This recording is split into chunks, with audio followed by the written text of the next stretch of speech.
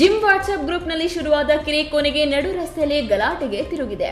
Trainer ಬಗ್ಗೆ ಮಾತನಾಡಿದ್ದೀಯಾ ಎಂದು ಯುವಕನ ಮೇಲೆ ಬಾಡಿ ಬಿಲ್ಡರ್ಸ್ ಗ್ಯಾಂಗ್ ಹಲ್ಲೆ ನಡೆಸಿರುವ ಘಟನೆ ಬೆಂಗಳೂರಿನ ಸಂಜಯ್ ನಗರ ಪೊಲೀಸ್ ಠಾಣಾ ವ್ಯಾಪ್ತಿಯ ಟೀಚರ್ಸ್ ಕಾಲೋನಿಯಲ್ಲಿ ನಡೆದಿದೆ.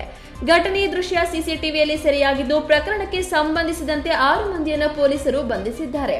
ಹೌದು, ಪದವಿ ಓದುತ್ತಾ ಪಾರ್ಟ್ ಟೈಮ್ ಜಿಮ್ ಟ್ರೈನರ್ ಆಗಿ ಕೆಲಸ ಮಾಡುತ್ತಿದ್ದ ಅಂಶ್ ಠಾಕೂರ್ ಮೇಲೆ ಮತಿನ್ ಮತ್ತು ಆತನ ಗ್ಯಾಂಗ್ ಹಿಗ್ಗಾಮುಗ್ಗಾ ಹಲ್ಲೆ ನಡೆಸಿದೆ.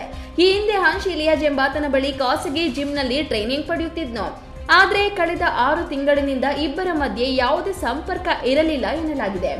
ಮೇ 18ರ ರಾತ್ರಿ ಜಿಮ್ನ ವಾಟ್ಸ್ಆಪ್ ಗ್ರೂಪ್ನಲ್ಲಿ ನಡೆದ ಮಾತುಕತೆಯ ವೇಳೆ ಬಾಡಿ ಬಿಲ್ಡಿಂಗ್ ವಿಚಾರಕ್ಕೆ ಸಂಬಂಧಿಸಿ ಇಲಿಯಾಜ್ ಮತ್ತು ಅಂಶ್ ನಡುವೆ ವಾಗ್ವಾದ ನಡೆದಿದೆ. ಇದೇ ವಿಚಾರಕ್ಕೆ ಟ್ರೈನರ್ ಬಗ್ಗೆ ಮಾತನಾಡ್ತೀಯಾ ಎಂದು ರೊಚ್ಚಿಗೆದ್ದ ಮತಿನ್ ಮತ್ತು ಗ್ಯಾಂಗ್ ಮಾತನಾಡುವ ನೆಪದಲ್ಲಿ ಅಂಶ್ ಮನೆ ಬಳಿ ಬಂದು ಹಲ್ಲೆ ನಡೆಸಿದ್ದಾರೆ. ಹಲ್ಲೆಯಿಂದ ಅಂಶ್ಗೆ ಗಂಭೀರ ಗಾಯಗಳಾಗಿದ್ದು, ರಕ್ತ ಬರುವಂತೆ ಥಳಿಸಿರುವ ದೃಶ್ಯಗಳು ಸಿಸಿಟಿವಿ ಕ್ಯಾಮೆರಾದಲ್ಲಿ ಸೆರೆಯಾಗಿವೆ.